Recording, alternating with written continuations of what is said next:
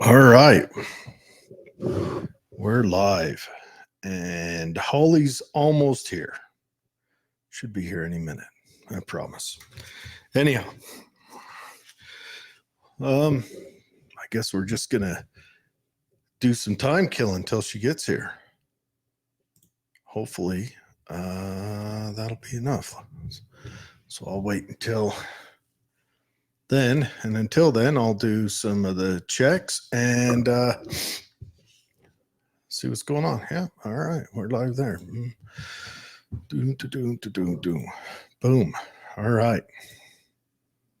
There we go. Anyway, so hopefully everyone had a good week. Some more information coming out tonight. We have Spike Cohen coming on at about 2:30. He has an upcoming debate with David Hogg, the young man from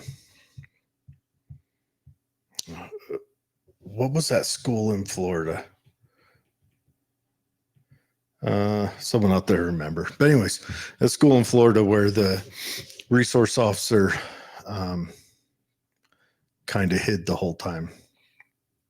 Anyways, he's got an upcoming debate with him on, if I remember, the 10th of next month. But let me go ahead and double check that for you real quick. Yep, the 10th at 6 p.m. Eastern. I don't know what the D stands for time at Dartmouth College. And he's looking for people and podcasts, and hopefully we can get on that to where we can do it, because I think that would be extremely exciting. Host a watch party of it. As everyone knows, gun control is always a hot topic, and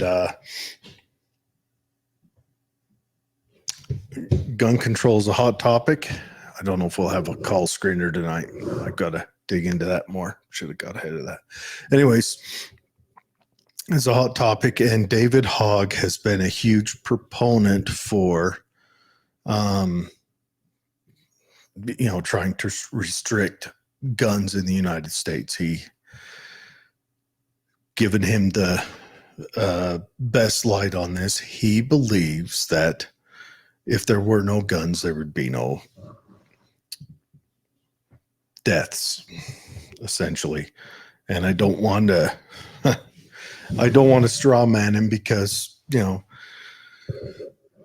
that would be that's I think that's a bad way to approach an argument. But anyways, he's obviously wrong, because it's been shown that across the nation, more guns have equaled less crime. And that's where I'm going to use this time before Holly gets here to stump something. I think it's Ohio AG, the constitutional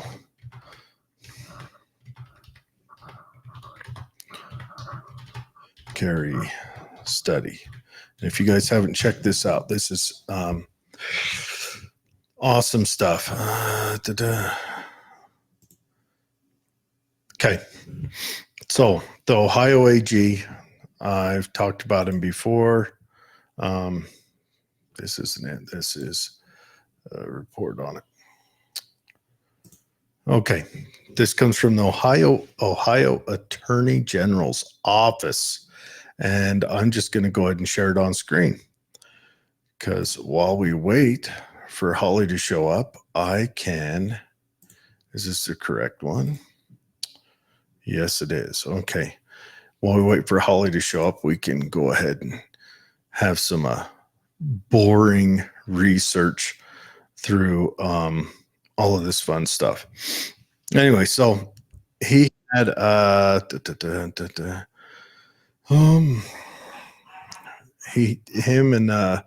it's the Justice Research Center from one of the colleges there. they did a study, and I'm just going to show pretty much this is the page we want to see. They did Ohio went to constitutional carry. And if you look at this, dozers out there barking at probably Holly. If you look at this graph up on the screen, you've got the dark blue is pre-constitutional carry and the light blue is post-constitutional carry. And every city, these are all the, I guess, major cities in Ohio, had a drop in crime involving a firearm, except for Cincinnati. So it tells me Cincinnati needs some work in other areas if they're having all these issues all the time. And they are the highest violent crime rate city there in Ohio. But Columbus went from 10.79 to 9.55. Cleveland went from 10.16 to 9.58. Toledo had a substantial drop. They went from 8.04 to 6.58. Akron plummeted. Akron's kind of got it's kind of known for being a rough area. And it went from 12.85 to 10.55. Dayton, looks like Dayton had a climb, went from 7.57 to 8.04.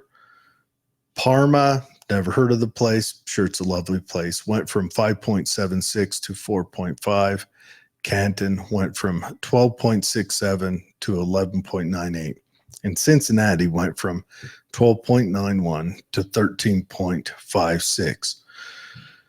And that is firearm involved crimes per 1,000 people. And those are still, I mean, you look at it, those are insane numbers.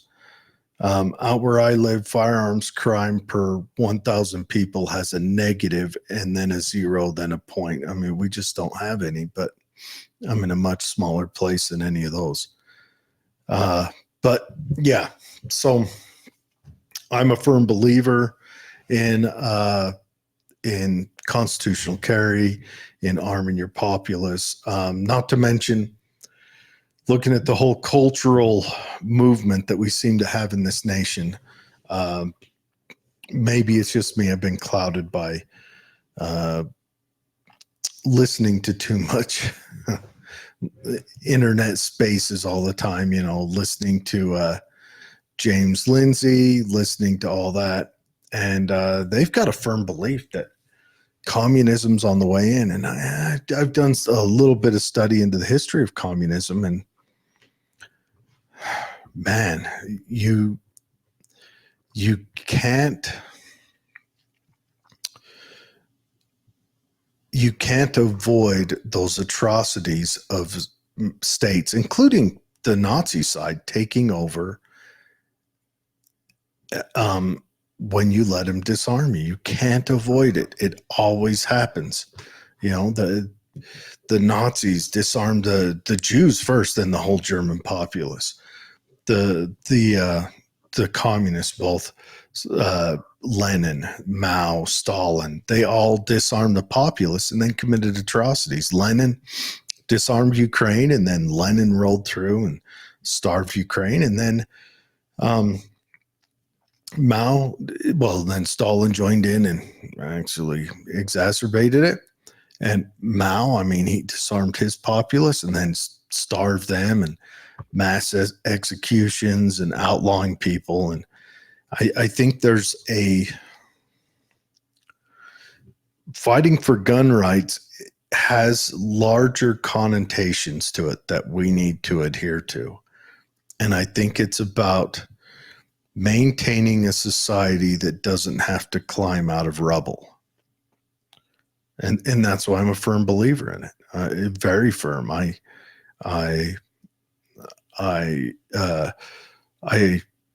believe in training with it, becoming excellent. If you're going to employ a tool under any circumstance, I think you should become certified and qualified to do that. And what I mean by certified, I shouldn't say certified. That's the wrong phrase.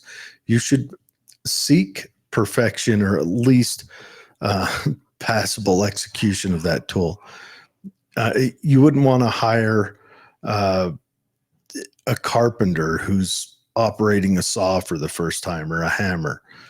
You'd want them to be good at that craft. And same with a person with a firearm. You'd want that person to be, including yourself, to be able to employ that firearm in a competent manner, so that, you don't want someone out there who's just,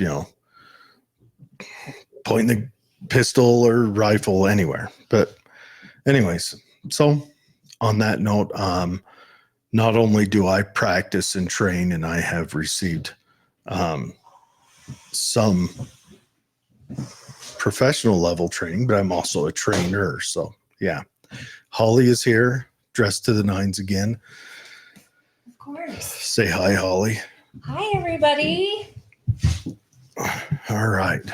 Okay. And we got Dwayne. So for anyone wondering, there is construction on Main Street that is huge pain. So in Tooele, if you have to be anywhere on Main Street, construction. She's held up. That is all. We got Dwayne with us. Yay, Dwayne. So he survived his day of fun on the mountain. Yeah. Oh yeah, he doesn't want to hear about traffic. He had to probably go up by Summit, huh? Yeah. We were just doing a kind of a pre-chat about Spike coming on, talk about his debate with David Hogg. So we were talking, I was talking guns.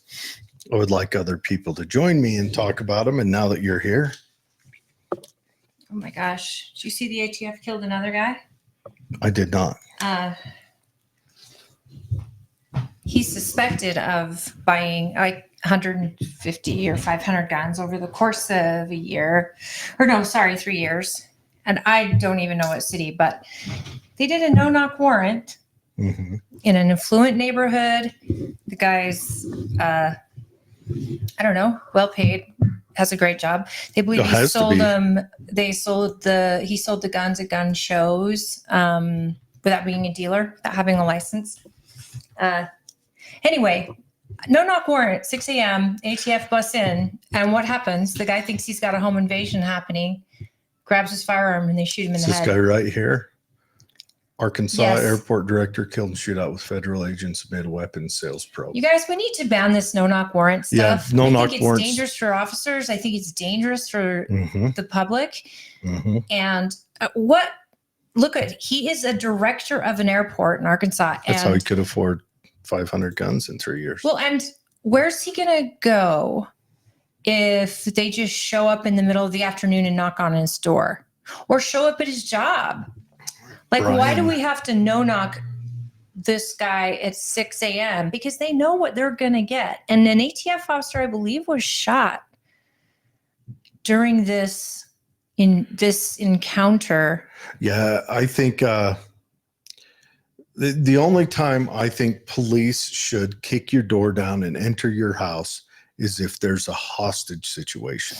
Even then, that can get hostages but killed. No, I agree, but I think that would be the only limit. I would say never to knock down the door, perhaps. Well, there are situations, but if there's a kidnapping recent where a child has just gone missing and witnesses saw them go into that home, I could see officers doing a no-knock warrant. There was an issue in Utah a couple of years ago where they went after that guy and he had nothing to do with it. And I believe they shot his dog and roughed him up. And only a couple years prior to that, almost in the same area, a young girl went missing within minutes, and the neighbor had taken her, already abused her, killed her, and stuffed her in a barrel in his basement. And as the police were doing door to door to door, they went to that house. Yeah. Didn't find her until he just goes, oh, wait, she's here. I did it. One of the principles of liberty is you've got to maintain property rights. Why was that removed from the Constitution? You've got to go back in time and ask Hamilton. Probably because Hamilton wanted to set up another monarchy. And I'm not begrudging Hamilton, everyone. But Alexander Hamilton. oh, Seen the play? no, I the have play. not. I love it. I highly recommend it. It's a lot of fun, and the songs are so fun, and it teaches you a little bit about history. Of course, they take artistic license, but my kids know every song in that play. Good. And it just kind of explains some of the writings of Alexander Hamilton and, you know, how Jefferson was and during the argument. And that's where I actually got more interested in George Washington and his desire not to get involved in other wars, because he said, we'll never stop. You have to appreciate Hamilton. The guy is son of a prostitute. Yep. And his without a father. Immigrant from the Caribbean. Yeah, he's from Barbados or Jamaica or something. His mother died of the flu, whatever that big flu was. Yeah. Killed off everyone. Whatever. When he was 14, I think. And he came to the U.S. and he battled his way to be aide-de-camp to General George Washington. Well, and according to the play, the reason he even got on the ship is he wrote his ideals and dreams, and it inspired his whole community to put in money in a plate to send him off to New York, because they thought he would represent America really well, because he was so smart. He was a very smart man, but even smart men have their flaws. Did he create the Fed? No, he didn't create the Fed. Who created the Fed? Oh, he was a proponent of the first bank of the United States. Right, because he wanted all the money so that to give the Union power and credit in other countries over other countries that would help them build. There was that, yes. It controlled the currency. He was a big government guy. But no, the Fed was created by a handful of guys. There's actually a good book if you guys want to read it. What's it called? The Creature from Jekyll Island. Oh. Who was I just talking to? I was telling them the show idea. Mm-hmm. Was it you on the phone? No. Anyway, I was talking to someone, and if it was you, then my memory's horrible. But I was talking about how we want to do a show. I want to talk about Bitcoin and its ups and downs, but I want to explain to our audience who may not know, because I did not know until a couple years ago, that the Fed is controlled all on its own. The federal government has no say over it. It's a private bank. It's a private entity. It's a private that cartel. Can affect the entire world. And so it's a global, it's made up of globalists and Rothschilds and Rockefellers and the power it has. And then the person I was saying said, well, you should read the Jekyll and Hyde. The Creature from Jekyll Island. Good fishing, by the way, on Jekyll Island. Thoroughly enjoy fishing there. You went there? I've been there a few times. Where is it? It's in Georgia. Oh, you love Georgia. I love Georgia, and I love fishing there. I usually end up catching stingrays. No whitings. Only one time we caught whitings. Other than that, it was stingray and dogfish. What are whitings? Whitefish. Are they like a trout? Or are they like a... No, they'd be closer to a tilapia. They're an easy flavored fish. Yeah. The dogfish would go to my Facebook. That's a picture of me on Jekyll Island. Oh, holding your dogfish. Yeah. Excellent. Anyway, so Dwayne writes in, he says, I don't want to hear about LA or about your traffic. I'm from LA. He says, Brian Malinowski, 53-year-old executive director of the Clinton,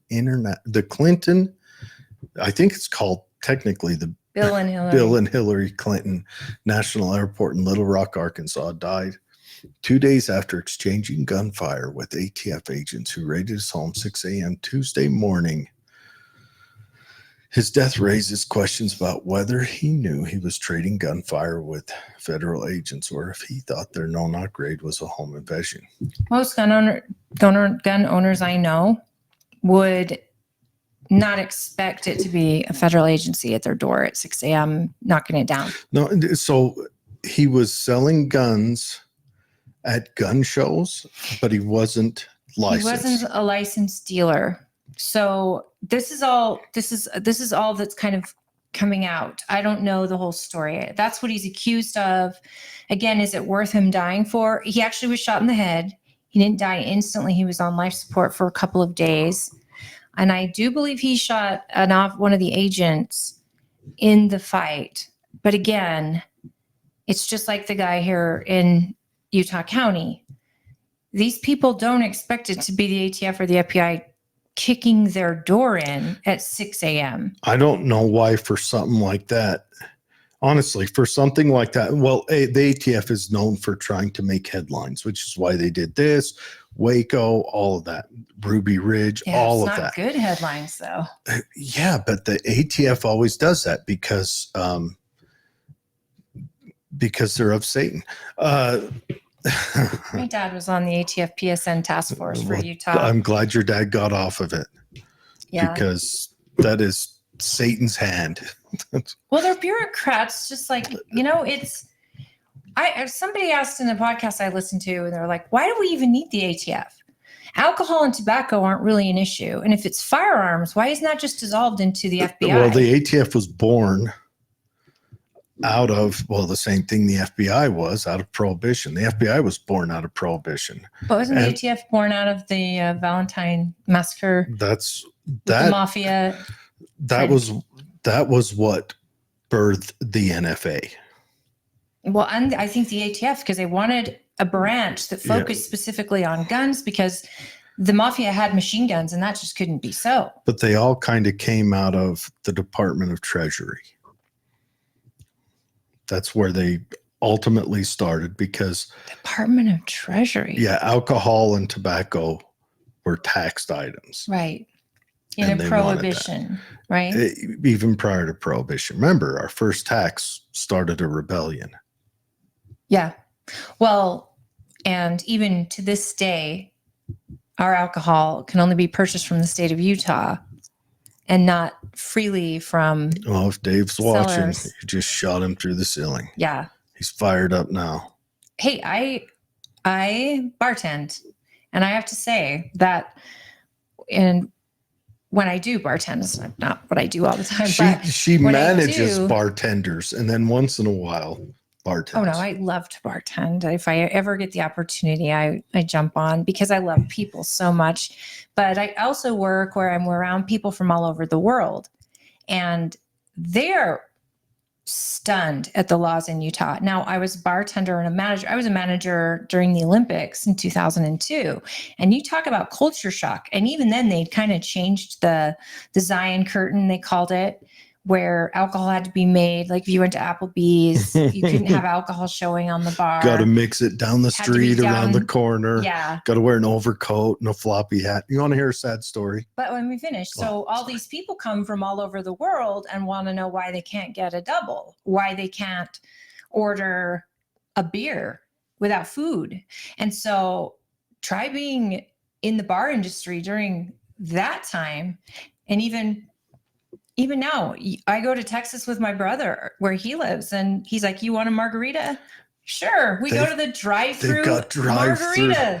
You drive through, and they hand a margarita out into your car, and you just can't have the straw open because they still have like laws against drinking and driving. Of course, they were doing that when I was down there in '98. Yeah. So if you're pulled over and you've got, a margarita in your car, as long as that seal's not punctured, you're not going to get any. Mm-hmm. But I'm like, way to trust people. Because Utah has, for those of you not from Utah, we have a state liquor store. We have a state wine store. The only thing that can be sold by private entities is beer. And that's Utah not beer. Over 4%, which it used to be 3. It used to be 3.5. Now it's like 4, but it's craft microbrew stuff. And that's at Walmart or something. Whereas, that is all profit. They call it a sin tax. And the state, that's what the state produces. That's what the state provides. So people who drink have to go to these specific stores, closed on Sundays, closed early. Usually it's not like Close at Vegas like where 8 o'clock. I lived in Vegas and we could go to a grocery store at 2 a.m. and buy wine. How crazy was it in Vegas? You go into a bar and you come out and the sun's coming up. You're just wrecked. So many, you know what? In Vegas, I was much younger then, but we would go to Studio 54 and not the Studio 54 in New York, but there's one at the MGM. The best time, but that closes down around 2:33, and then you go to an after hours club, and that closes down around 8:39, and then they have the after hours club. So you may not even see sunlight until it's except in the cab on the way to the next one club. Interesting fact about Las Vegas that I know from their PD, and that is the most popular time to get a DUI in Las Vegas is early morning, 8 a.m.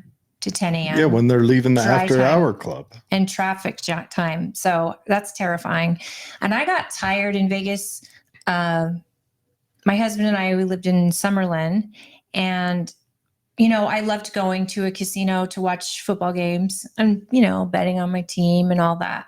But eventually you get so tired of always smelling of cigarettes, and everywhere you go, it's gambling. So if you have a gambling problem, that's the last state you want to live in. And always road construction. And you see the Bellagio fountain and all the casinos so many times because your family and friends come to visit and that's what they want to go see. So you get pretty sick of the Strip, and their traffic lights are never ending. I would live down in Pahrump. I was a bouncer at a house of ill repute. No, you were not. I was too. What year? 2003. Was it Chicken Ranch? What's the place called? Sherry's Ranch. Sherry, yeah? Did you know Sherry? No. I'll tell you a story off air. Wow. The place was owned, the ownership, you'll go, oh. But I'll tell you a sad story. So last weekend, I go over to my brother's house. I'm about a block away from your house. Me and my brother spend all day brewing beer. In a bathtub? Ew. No. We have in my mind, it's in a bathtub. No, we brew it for real. And he's brewing an IPA. I'm excited to try it. But he's got to bottle it because his CO2 system is buried in his basement that they're finishing. So is that legal in Utah to brew your own? Okay, yes, well, there's that. And I brewed a jalapeno lime pilsner. And I tasted the wort. And this was going to be the most magical of beers. High hopes. And then we drive home. Katie and Jackson was there with us, and Katie and Jackson hung out with my sister-in-law. It takes about 4 hours to brew a batch. And I'm walking up the steps, got my growler in my arm. No. I've got a handle on my growler, and I'm carrying it. You dropped it. Come on, get to it. No, I didn't You're drop killing it. me. It bumped the step and popped the bottom off my growler. And the best beer ever was all over his floor. All over right outside my steps, right out there. You didn't get to taste it, huh? Just the wort. I don't know what that is. What's the wort? That's the beer before it's fermented. Was it good? Oh, it's fantastic. Well, then, did it break your growler? Oh, yeah. Oh, so you gotta. So tomorrow, going back, me and my brother are going to cruise into the beer store, and I'm brewing the exact same thing. I'm going to get a German Pilsner, 20 jalapenos, and 3 limes. And I'm brewing it again, except this time I'm putting the limes in probably 10 minutes earlier than I did last Saturday. Well, why we have, I'm sorry for your loss. Well, you should be. I feel terrible. It ruined my whole weekend. The whole weekend Ask Katie when we're done. I was a bear. You had yourself a little fit. A big fit. That's weird. I never see you have a fit. This had to have been one hell of a beer. This was heavy. Oh man. Did your brothers come out? What did he make? He made an IPA. What flavors, or what? Is it just an IPA? Yeah, he made an IPA. It just means it has a lot of hops in it. It's a golden beer with a lot of hops, a good 2-row beer. I thought I've seen flavored IPAs. There are. That's what I was wondering. You can do that. I made a jalapeno IPA before. You guys, if you want to call in, this conversation is riveting. I know. And we're so excited for those of you that are on. And of course, we love you. Say hi in the chat. We'd love to hear from you. But give us a call at 385-899-2134. And the phone number should be showing up in probably the ticker. I love the ticker, Dwayne. Yeah. Dwayne is in the background doing some polishing. Look at us. They're coming all up. I think we even got ourselves a little ban from YouTube recently, which Dwayne told us. I think we've officially made it. We've got a what? When we got that ban. Yeah, Dwayne. So you got Dwayne, the KMMU got banned. It got a strike on YouTube. Okay, Dwayne, there you go. Well, yeah, you mentioned the COOF, the dreaded disease. How come you got it, but we didn't on our page? Good question. They took it off of YouTube. Okay, Rumble's fine, X is fine. YouTube gave me a strike. And we didn't get it. And we were only referring to the actual after effects of it, what it did on the kids, not the actual jab per se, but you used the COVID word. Okay. Oh, but you can do that now. Yeah. Did they say that's why they did it? Yeah. Well, it was medical misinformation. Okay, that's what it was. But why didn't they hit it on? I don't know specifically. They actually showed me the point, and I just went, okay, whatever. They showed me in the video where that was, and I thought, maybe I should go in and chop that out and put it back up. And I said, no, I just don't care. It was me, wasn't it? No, it was Monica or Natalie. Natalie or Monica. I was talking about it.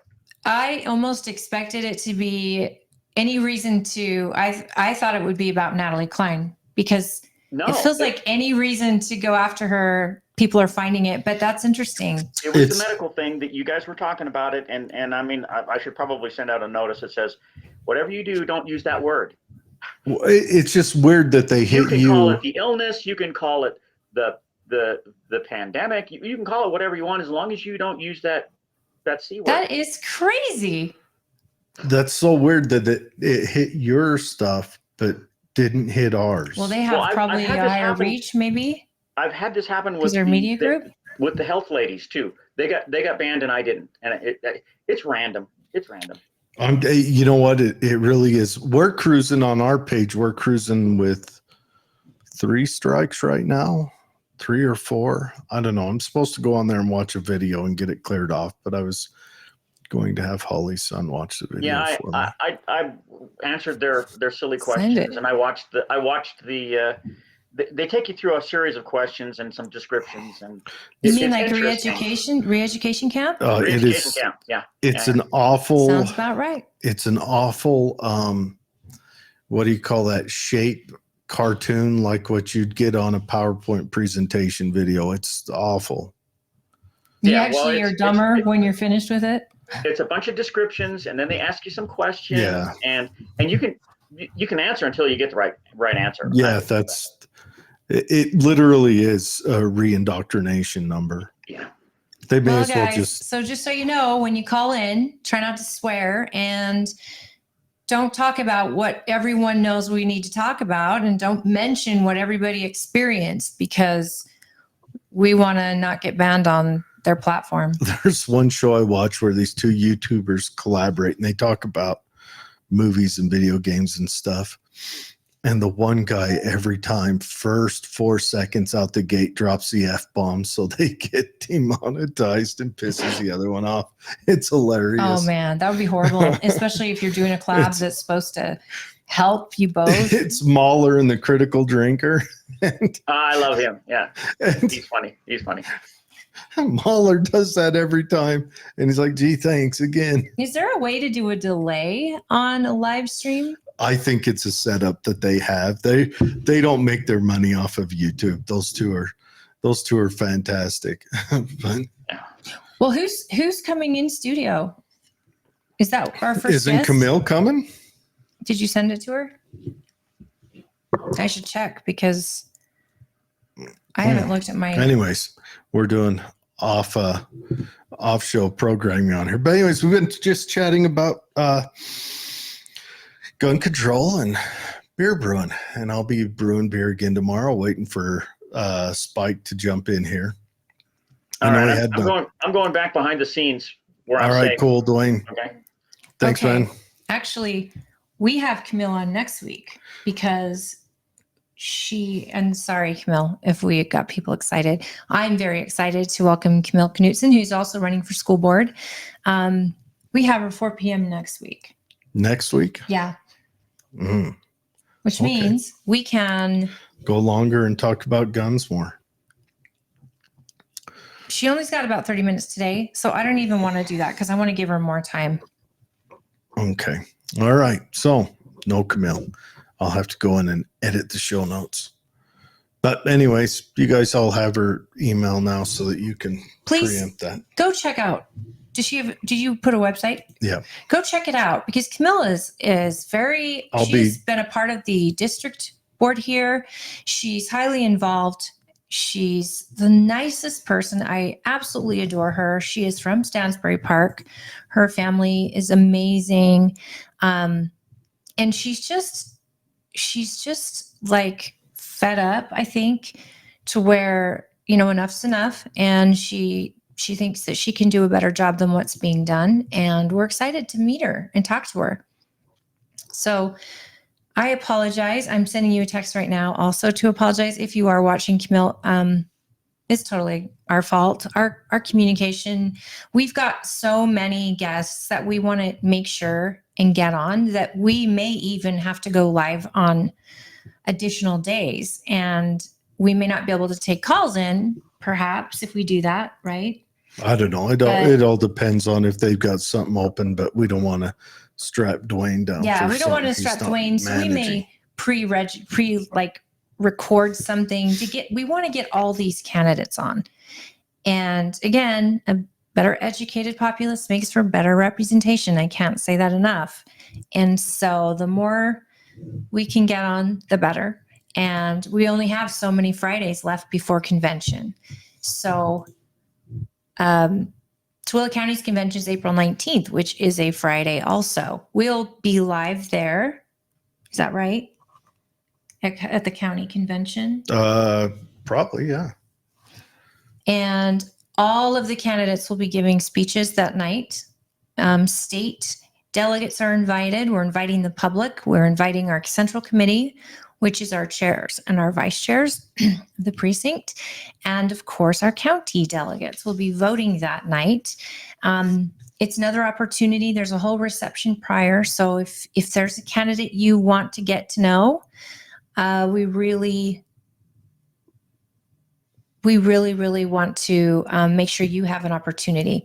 So on that note, while I have everybody, we're just letting you know that April 11th is a Thursday. Is that right? Is that the day I told you about with Mayor Critchlow? You did tell me about April 11th, but I need to check Mayor if it's a Critchlow Thursday. from Grantsville is awesome. And I reached out to him, see if he'd help me plan a Meet the Candidates night in his fine city. And he said, of course. And we will have it at the fire station. Mm-hmm. They're going to open the bay, get the trucks out, and we're going to have all the state and county candidates are invited, and they'll bring tables set up, and it's an open house. So we're really pushing for our state delegates to come and our county delegates, of course, and the public who wants to meet these people. Because again, you reach out to your state delegate. If you don't know who that is, reach out to your party chair, reach out to your precinct chair, and just find out, and then give them your opinion and go meet these people. The more you know, I think the better voting you'll do. And it's important. That's going to start at 6:00 and go to about 8:30 in Grantsville at the fire station. Yeah, and it's a good place to have it. And Mayor Critchlow's outstanding. He likes to put this together and really get involved. And not just that, but let me put this thought in your head. Let's say you go and you say something to a candidate, and further on down the line, they're in DC and they're like wading through the cesspool and moving the toilet paper out of the way and stuff. And a vote comes up that they may not know the opinion of their people back home, but they might remember that someone at some podunk town out in the northwest of Utah said, hey, this stuff concerns me. And that might aid them in making a decision that's more in line with what the people out here want. So it's not just good that you go and meet them and hear them, but it's good that you go and talk to them and voice your opinions to them so they know what's on your head and what's in your mind. But yeah. I love Mayor Critchlow. He always says, just tell me what I can do.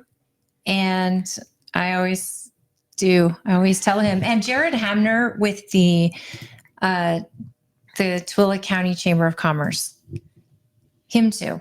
Jared always will assist when I'm trying to set up meetings with candidates.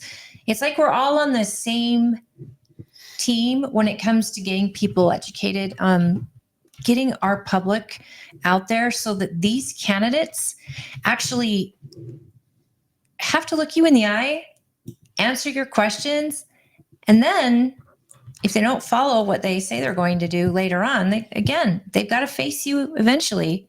And when they do something great, you can be the first person to stand up for them on Facebook or one of these other dumpster fires of social media and just, praise them for when they do what you ask them to do. And that's their literal job, is to represent you.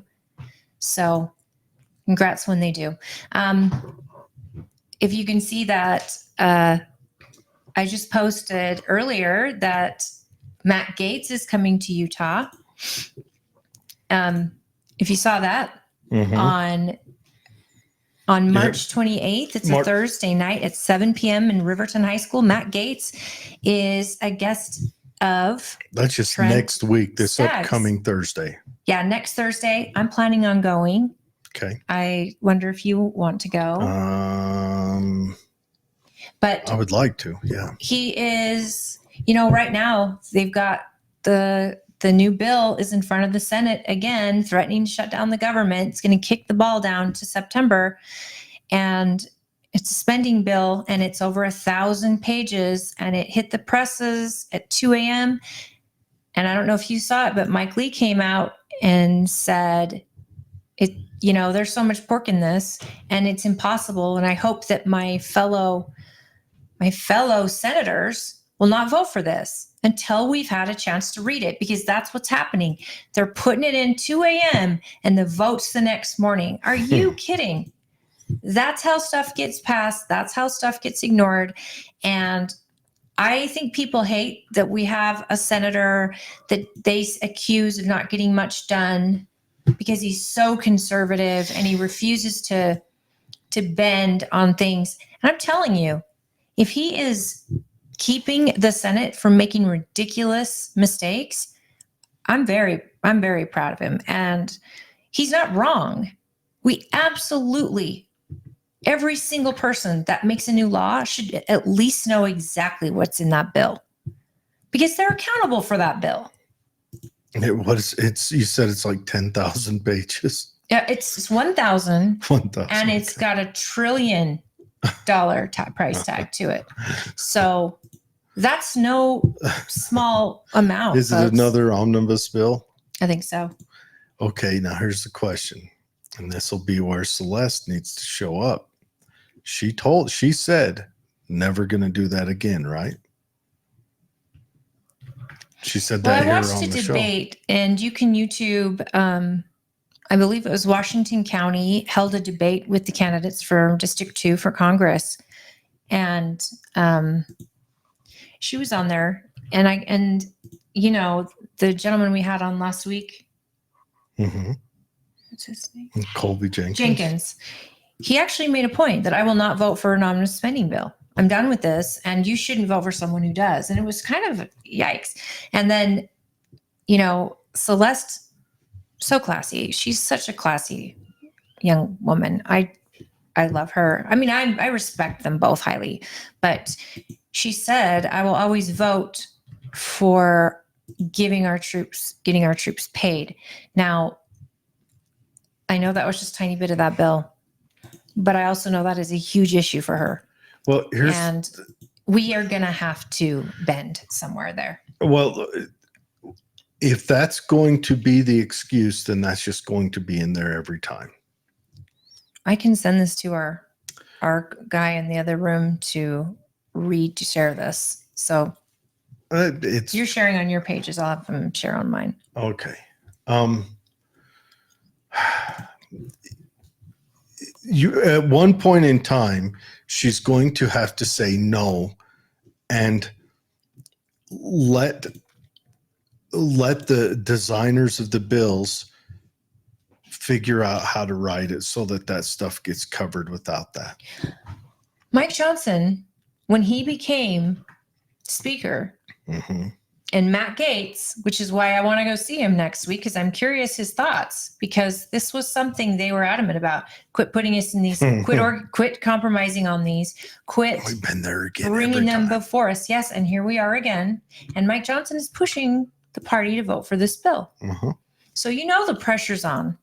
And I can't even imagine being a freshman Congress person and having all that pressure, and then, you know, just you're damned if you do and you damned if you don't.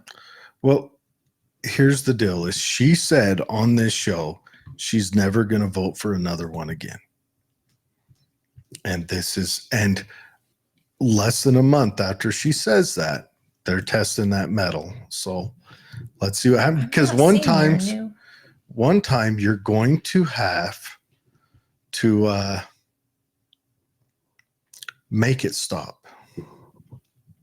You know what? This is the sad part. I think this is a no-win no matter what. I don't like it when politicians say I'll never, because you don't know what you don't know.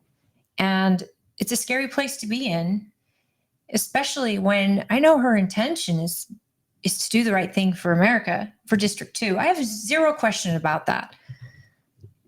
I trust that Celeste loves this state. She loves this country. She wants the best for us. I trust that. But I don't think it's a good idea to say I'll never do something again, because you don't know what's going to come up. And here we are. And now Matt Gaetz has stood strong against it. And we thought he had momentum with the Freedom Caucus and getting more like-minded Republicans to go to this conservative level. But let's be honest, it's an election year, and the left will use, as we know, anything. And if it's the right that shuts the government down, I will never forget under Obama, when Ted Cruz was the big one to blame for shutting down the government. We talked about it last week. They rode that pony for as long as they could, to where it wasn't shut down for a week. I think it was a few weeks. And not getting paid and waiting for back pay hurts you on a mortgage, on rent, your credit, all these things. It'll hurt you after. I mean, 1 week is one thing, but you get into a few weeks and you've got serious problem. So do the Republicans want that smear on them? I'm just saying, all I'm saying is she said she would never vote for another one. So that's okay. So did you edit the show? What do you mean? Did I edit it? That's it right there. Okay, I thought maybe you edited it and took her name out. No, I can't. Okay, so I don't I'm- need to tell him then. I don't think I can do that live. Oh, I think you can. Oh, there's probably a way. I should have prefaced this with, I don't think I can do that live. Fair. I'm sure it can be done. Lots of things can be done. I want to talk to people. I want people to call us. Our call screener is going to be our guest. So Dwayne, turn on your speaker for a minute. I want to know how did you go skiing last week? And I want to know, how was it? He's like, I don't want to be part of the show. I got sick. I've had a cold. Oh, so you didn't go? I've been laying low. That's why I missed your show last week. Yeah. Oh, I thought you went He was sick. skiing. That was before I chatted with you. I just saw some pictures of you up on a mountain. And so I figured you had gone skiing. Or no. Hold on. Are you drifting back to your high school days and I'm sick, like I used to say when I wanted to go fishing? No, it's worse than high school days because I'm old now, Jared. Yeah. When I get sick, it's like, ugh. So. Hey, when Jared thought that maybe you were on a mountain skiing, that's what went through my head. Like, I'm old now. I don't know that I dare go skiing out, break a hip or something. Yeah, I isn't love that to ski. That's my whole purpose for moving to Utah was to ski, and then Yeah, I got I involved love in all of this skiing stuff. too. Okay. Isn't that what took down old Cher's husband, Sonny? Yeah. Yeah. There's Another- a joke about that. I don't know if I can tell it. It cold and stormy and cloudy, except for sunny around one tree. That's not terrible. I don't think we're gonna. Sonny's an interesting cat. If you He look was actually very conservative for after, California. after He was a conservative. He was a conservative. Yeah. He was a congressman. After he was a rock star. Yeah. You're a rock star. He You mean like a folk singer? he did the crazy runaround thing. Hey, Well, you come know on. the He was saying. married to Cher. Come on. You guys know the saying. If you are a Republican in your 20s, you have no heart. If you're a Democrat in your 30s, you have no brain. Yeah, that comes from Winston Churchill. And the truth of and the it's matter not is, Republican, the British say Democrat. It's conservative and liberal. Yeah. okay, but liberal doesn't mean what it used to mean. yeah. No, it doesn't. He doesn't say liberal in it. He says conservative and gosh, what did he say? I can't remember the phrase used, but it essentially means the same thing. But no, Sonny did become conservative and did get a haircut and did quit wearing vests, little leather vests without a shirt on under it, and started dressing proper. Well, that's probably But- because he started paying attention to what his taxes were and went, wait a minute. That He or he became a just congressman from Palm Springs. that Yeah. or he just said, I'm rich and I want to be able to protect this. That's exactly what happened. That's what he. That is that's more like exactly it. what happened.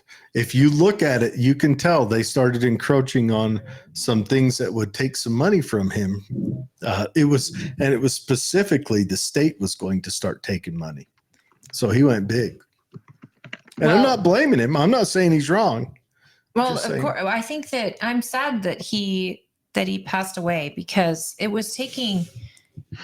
could have really had a great effect on California. And it was. I mean, people love Ronald Reagan when he came out of there. California used to be a phenomenal dream of a place, right? Dwayne, you're from there, aren't you? Yeah, well, I was raised in the San Fernando Valley, Yeah. which when I was a kid, it was rural. We had chicken ranches and horse farms and vegetables growing and orange groves. It was a big orange groves. Okay. And now where I used to walk to school through the orange groves is the Northridge Fashion Center. So, Wow. Well, and LA, it's a beautiful place, but it's not worth Is the it trauma. though? Is LA a beautiful place? Because I was there last time and I actually was unimpressed. Let me say was a beautiful Yeah. place. Let me tell I you. say the same about Salt Lake City. Let me tell you this. pendulum theory I've been working on. With California is a perfect example. California used to be dead purple, dead split. And so California never got to go extreme in any direction. So it stayed in that happy chaos zone. We got to remember, Carroll Shelby left Texas in the 60s to go to California so he could build race cars because Texas wouldn't let him. Because Texas then was conservative Democrat, because in the 60s, Democrats could be conservative. And they had obstructionist laws, much like if you wanted to open up an alcohol shop here in Utah, probably not the ideal terrain to try to set it deliver up. alcohol in Utah to someone's doorstep. I mean, even something that's legal, you know, like a brewing company in Utah, it's more hoops got jumped. Oh, through. yeah. So now what happened is the Democrats got their ways into dominating the cities, starting through FDR when he first signed the Farm Bill. That's the same time when he got the African-American vote over to the Democrat side. Before that, there was not a black Democrat from sea to shining sea. No, in fact, there were many Republican legislators. They were all Republican. And the reason they weren't Democrat was because the KKK is where they had their conventions. The Democrat Party was the party of the slavers. Now, FDR signed that Farm Bill, and what he did is he extended the Farm Bill not just to white traditional farmers, but he extended it to every farmer, and that brought the blacks over. And then you fast forward to the 80s, and the Democrats are fighting hard for unions. Republicans don't want big government encroachment in their life. And the Democrats don't mind government encroaching for the things that they like. And so you got the fight for the unions through the 60s and 70s, and that brings more people into the Democrat Party, including inner city industrial workers. And that's one way the Democrats dominate the cities. And then you've got the population that likes them the most all live there. And in the cities, you have positive interactions with government. And out in the country, there's no government interaction that ends positively. It's not like the government shows up to my house to give me a free ride anywhere, because the government doesn't offer it out here. And then you've got the deal that the Republicans made with the evangelicals in the 80s that pushed away a lot of the intellectuals. That's where you lost Bill Maher and guys like that. And so those are the forces. And you're starting to see them come back, because now the Democrats are starting to make these bonds with these crazy kooky things like the transgender kind of agenda and the free speech. I mean, that Ketanji Jackson Supreme Court lady, like, she's in the Supreme Court saying, why can't the government shut people up if they don't want to hear it? You know, well, they get the entertainment too, the Capitol. They've always had entertainment. Read the Venona files or Venona papers. This is riveting conversation we're having. I know you're bored as heck of it, but this is the loss and that it's happens. all a theory. This is the Jared theory of the transformation of California. The loss of the deal with the evangelicals losing the intellectuals, that's a fact. That's a studied fact.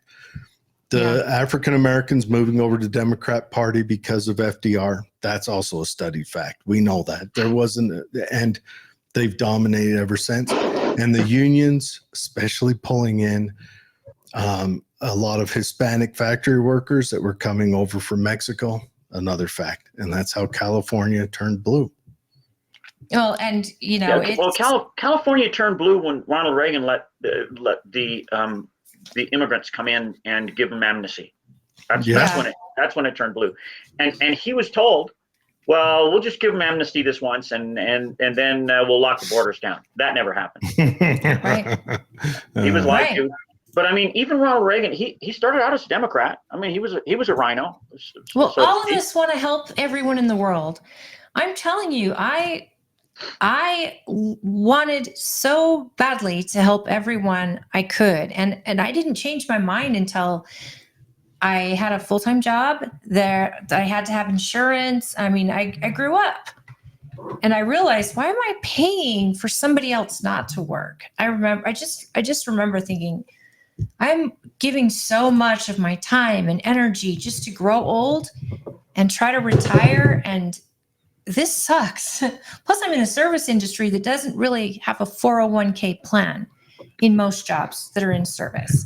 It's tip industry. So I think that people grow up and they start to realize that when you have a family, you do care what they're teaching in schools. You do care if your child is learning to read and to write and to do math, not all this social crap. And Well, I think you have to grows remember you up. too that the 1964 Civil Rights Act was purely Republican.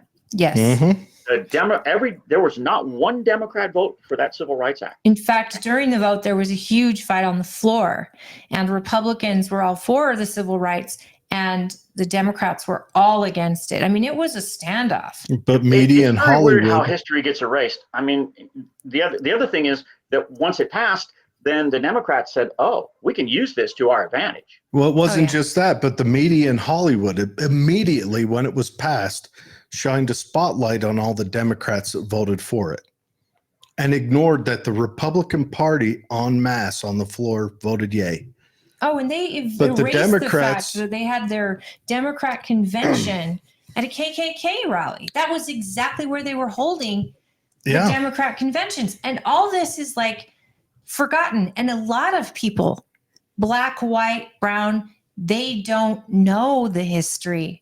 And they assume have no it's idea. always been Democrat. In fact, I asked somebody not even 2 weeks ago, what party do you think Lincoln was? And they all thought he was a Democrat. In this Of course. group. Yeah. And again, it's just because history has been told differently. And that's why history is so important, because historians make or break the future. They will make or break it. If you're not explaining how World War II happened, there is no way you can stop it from happening again or try to see the ideas that were in place, because it will repeat itself. It's history. And if you don't learn from it's it, already repeating itself in the Ukraine. absolutely. And partially here too. I mean, you pick Here too. Yes, your here too. enemies and you have to placate to everybody. You try to take their guns so they can't protect themselves and tell them that, you're the best. And it's just, the propaganda is unbelievable. And the fact, Hollywood is a huge source of it. And so is the media. And the media is the fourth.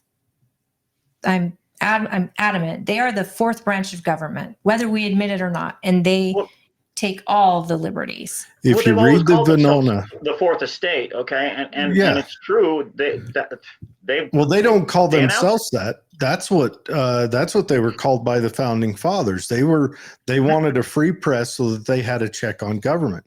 But I'm telling you, anyone who's questioning this, read the Venona papers, read that, and then you'll look at McCarthyism different. You'll be like, oh, that was going on. Because all it is it's communiques between the Soviet Union and what was that? James. Do you have a dog digging at the phone? No, I'm just moving around in my laptop. My laptop. It sounded like a dog screaming. But the Venona files. I just moved. Here, I can do that again if you like. Oh, there's Spike. Yeah. Spike is here. Okay. Yeah, all right. I'm going to let you guys talk. All right. We'll talk to you later, Dwayne. Thanks. Bye.